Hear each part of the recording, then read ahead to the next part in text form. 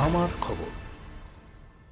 বিয়ে বাড়িতে coffee machine বিস্ফোরণে আহত অন্ততপক্ষে জোনা পাঁচেক, যাদের অধিকাংশই বাচ্চা বলে জানা গেছে। ঘটনাটি ঘটেছে কীর্ণাহারের দিগলডাঙ্গা গ্রামে।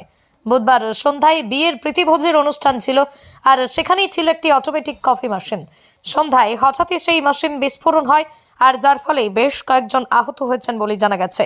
ইতিমধ্যে আহতদের বোলপুর মহকুমা হাসপাতালে নিয়ে যাওয়া হয়। প্রত্যক্ষদর্শীরা জানাচ্ছেন, কফি মেশিন চালু অবস্থাতেই হয়েছে বিস্ফোরণ, আর তাতেই বিপত্তি।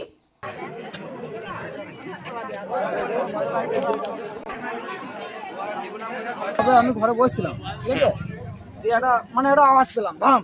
আমি সঙ্গে সঙ্গে ঘর থেকে বেরিয়ে এলাম, ঠিক আছে। দিয়ে আমি তারপরে সব নিয়ে এলো বার করে, তারপরে হসপিটালে চলে গেলাম। মানে ছোটাছুটি এরকম ব্যাপার বললো, আমি তো বলতে পারবো না। ধরো একটা আওয়াজ পেলাম, ঘর থেকে বেরিয়ে এলাম, আমি ঘরে বসছিলাম, দিয়ে বেরিয়ে এলাম। সবাই বলছিল জল করছে, আমি জল নিয়ে এলাম। কেউ আহত হয়েছে? ঠিক আছে, তারপরে হসপিটাল নিয়ে গেলাম। কতজন আহত হয়েছে? আহত 6 জন।